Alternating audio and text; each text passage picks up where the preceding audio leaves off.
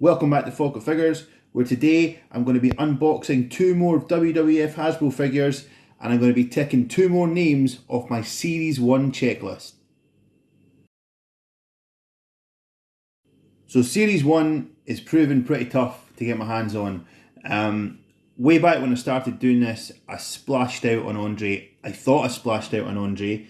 I forget exactly how much. It was somewhere around £100 that Andre cost me. He was on a foreign card, not a great card. I bought him with the intention of taking him off, and I thought, Andre the Giant is one of the toughest ones to get.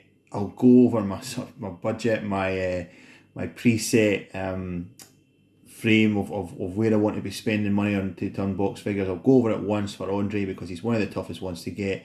But now I'm actually thinking I got a really good deal on Andre because hunting down the rest of the Series 1s is proving tough, really tough. I mean, I actually, in the early days of doing this, I passed up a couple of Ultimate Warrior #1, and I think I passed up a Hulk Hogan #1 because I thought I'd get a better price than that. And they weren't going, like now, looking at it now, they weren't going for much. It was maybe like £50, £60 or something, and I thought, I'll get a banged up one, I'll get one that's got a yellow bubble for less than that.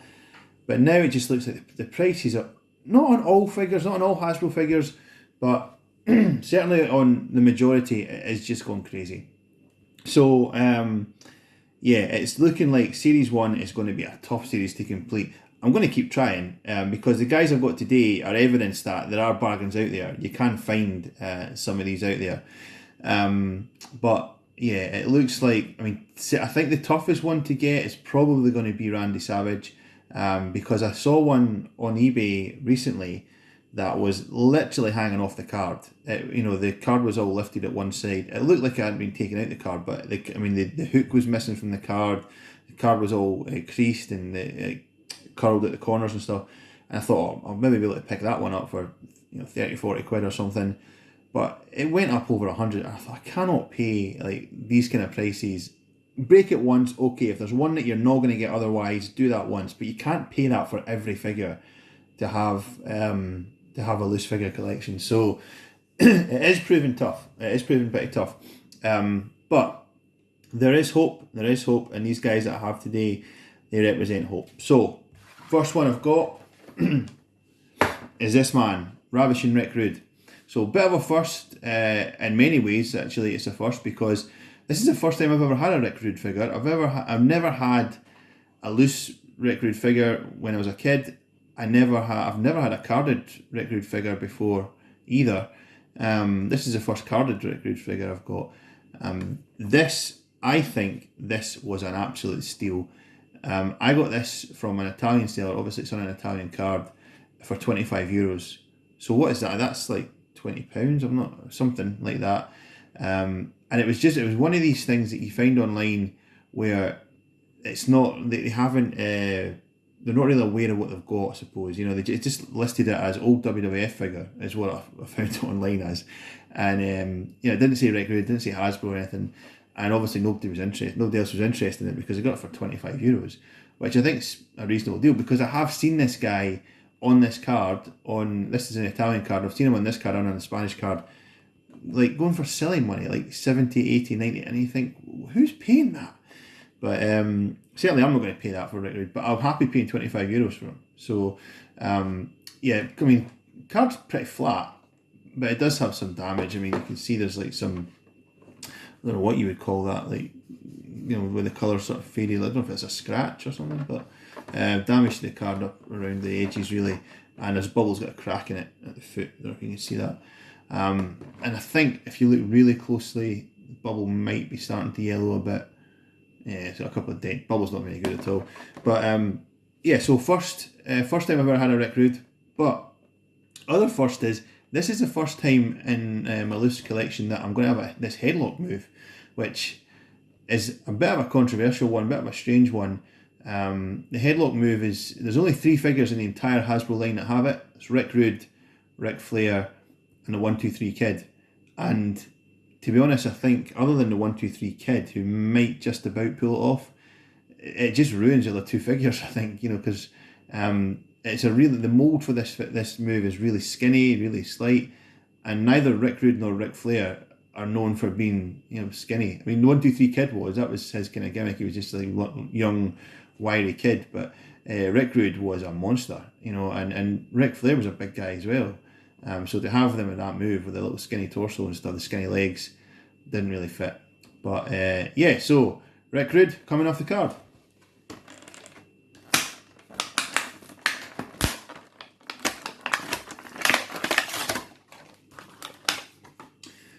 Here we go. So yeah, so this is this crazy move. So I think you're meant to like put someone's head in the air and then bash them with this arm. It's a bit strange how the whole, like your shoulder dislocates. That's always a bit of a strange look. But no, this figure's pretty nice. I mean, it's in good condition considering the state of the bubble. Oh, there's a scuff on the back actually. That might come off. I think Greg Valentine or something similar to that when I open them up. Yeah, it looks pretty decent. It looks really bright, fresh. Oh, there's another scuff up there. No, oh, that's not actually a scuff. That might be one of these discolouring things. You can see that on his arm there. No, I think it's just a scuff. I mean, I'll try and wipe that off later on. But yeah, so this is a pretty good figure. I mean, for all the sort of controversy that it garners, that is stupid. That is almost on a par with a big lump on the back of the jumpers, like your shoulder completely coming out of the socket there.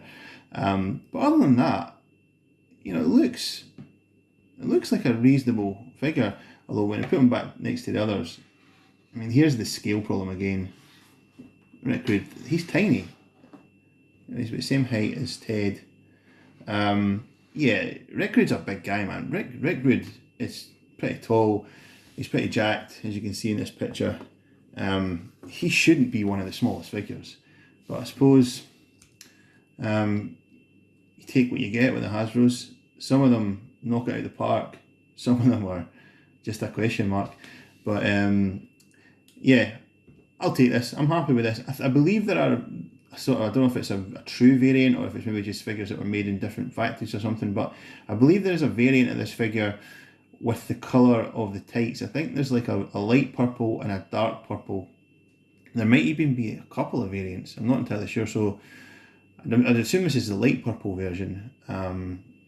But yeah, I don't know if you'd consider that a variant because they're all purple. You know, they all wear the same, I suppose, colour group of tights, but it's just different shades of purple that you see them up. But I've actually seen a graded set of Rick Rude. That's what I can't remember if there was 2 or if there was 3 in the set, but they were graded loose figures, and they all had different coloured tights, and yeah, they were sort of graded as the Rick Rude variants.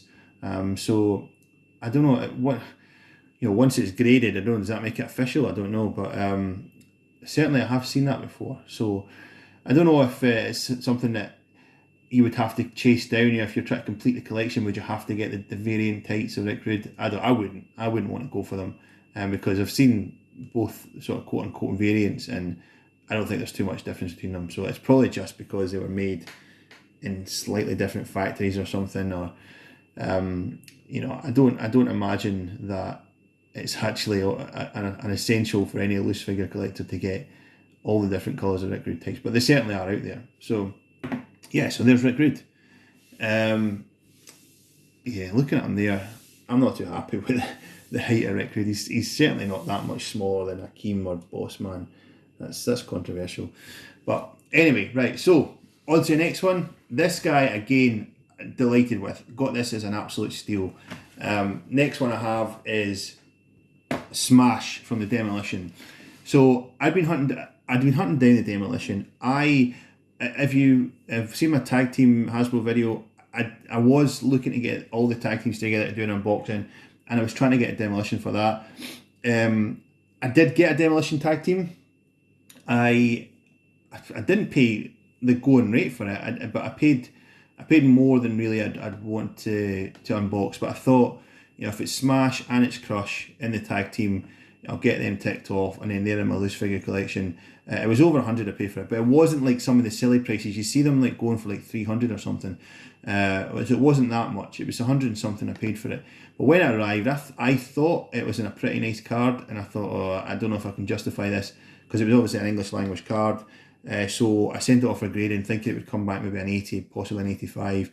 But as you saw in my last video, it came back as a 75. So I don't know if that was the best decision. I might have, if I had known it was going to be a 75 grade, I might have just unboxed them. But anyway, around about the same time, I was trying to get Axe and Smash individual releases. Axe has just, again, went crazy. I was watching one on eBay the other day. It was an American seller, but it went for like over $400. And it wasn't like a great card. It wasn't one that you think, oh, I'd get that, get it graded, and it would come back as an 85 or a 90. It was just a standard, as you see the kind of Series 1 guys knocking around with all the scuffs and scrapes and everything. And it went for over $400. I thought, what's going on here? So Axe is proven incredibly tough to get my hands on. But this guy came out of nowhere. I was looking at Smashes. I was looking at Smash. Generally speaking, Smash has been, because there's more of them about, because he's in the tag team and he's in the single release, Smash is an easier one to get a hold of than Axe. Generally speaking, that's kind of always been the way. And I was, again, looking at Smash thinking, because that said, they're tough to come by. Demolition, any release of Demolition is tough to get. I was looking at a couple that were sort of up there around the £100 bracket and thinking, that seems to be kind of there or thereabouts is what, for any condition Smash, that's what you're going to get. But yeah, I was kind of almost giving up, and I had a few in my watch list on eBay thinking, I might, just like next time I get paid or something, just pull the trigger on one of them.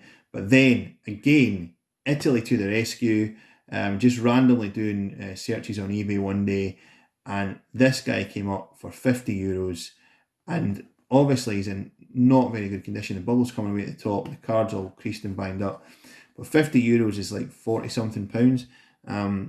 And that's right in my wheelhouse. That's exactly what I'm looking for. This is probably the figure that I'm attracted to. The one that it's it's a hard figure to find, but it's not really got much value as a minimum. Don't get me wrong. People still try and get top dollar for them in this condition. People sell them online for hundreds because they've seen really good ones go for that price. So it is definitely a seller's market. People are still squeezing every penny of them. But this one was on an Italian seller on eBay, €50. It was an auction. Rick Rude, €25 for Rick Rude, that was a buy now. It was just do you want it, take it, old WWF figure. But this was an auction. It was an Italian seller, and €50. I was the only person that bid, so I got it for the start price of €50, which, to be honest, I was delighted about. I thought that, because that's probably the only chance I'm going to get. Maybe something like that will come up again, but this is probably the only chance I'll get to get a Smash on card. The way that the market's going, it's just going crazy, But so he's here, and he's coming off the card. Well, he's coming off the card anyway, but I'm going to take the bubble completely off. Oh, look at that. He's just like almost just popped off. But, here we go. Right. So his action's popping up already. Smash, the initial thoughts, looking at it there, I think there might be a slight discoloration. I think his top half might be slightly darker than his bottom half. Yeah, I think so. I think there's maybe a little bit of sun damage. Just a little bit. But yeah, anyway, so with the demolition figures, the big thing I've always found when you're looking at loose ones is that their face paint gets scraped. All of them, all the 3 demolition figure releases, their face paint gets scraped, the end of their nose gets chipped, their chin and stuff, and that immediately sort of takes away from it, from the aesthetic quality of the demolition. The other thing is round about this ring that holds their bondage gear, I suppose, holding it together. That gets scuffed a lot. You can start to see their body colour coming through that as well, and then the toes, because Demolition have got black boots. It's immediately apparent when their toes start to get scuffed. Their toes and their heels and stuff. But yeah, obviously this guy's new, so he's looking pretty fresh. I think there is maybe a bit of sun damage. I don't know if it looks like one side of his arm's kind of darker than the other one. How is he in the packet? Yeah, his arm is down the packet. Yeah, so I think maybe he's just kind of sun faded at the top half, but not not so much so that it would be incredibly noticeable. I think I'd still be happy enough with him as my loose figure, my loose Smash in the collection. But yeah, so he's got the Demolition Smasher, I think it's called, and it's basically just the same move as Ted DiBiase. One arm bashes up and down. I don't think there was too many guys that had that move. That's one of the moves that sort of, along with this kind of Andre and Akeem headbutt thing, it was there in the early days, and then it just kind of seemed to disappear. Not too many of them had it towards the end. But yeah, that's interesting actually. I wonder why they kept some moves going and then pulled back so many. I mean, you know, as I said, Rick Rude's there's only 3 of them that have got that move in the whole line. But I mean, the jumpers, which universally the jumpers are kind of renowned for being the worst move. There's so many of them through the entire line. So many. There must be double figures jumpers. Yeah, and again, the clothesline one's a fairly prominent one as well. You got a lot of clothesliners in the Hasbro line, but that's nowhere near as bad as a jumper. That's actually one of the better moves. But yeah, so here's Smash. I think he's probably going to be my my sort of sole representative of the Demolition, certainly for a long time. I would love to have them all. I'd love to have Smash, Axe, and Crush, all loose, mint loose. But I don't. I think there might be a chance that again I kind of catch a bit of luck and get either an Axe on single release or a Smash and Crush on the tag team release. But generally speaking, I think I might have had my luck when it comes to the Demolition on card by getting this guy for the price I did. So he might be it for now. But Series 1 is getting close to completion now. Well, I say close to completion. It's nearly 2/3 done. If you look at the back, so these are both on original Series 1 cards. They both came out in, were these 1990? Yeah, 1990. So you look at the back, I've completed the bottom row there. So I've got Andre, Akeem, Bossman, DiBiase. Next row up, I've got Smash and Beefcake. So I need Ultimate Warrior and Randy Savage. And in the top row, I've only got Rick Rude. So I need to get Hulk Hogan, Jake, and Axe. So Jake shouldn't be a tough one to get. I think he's out there. You can get him.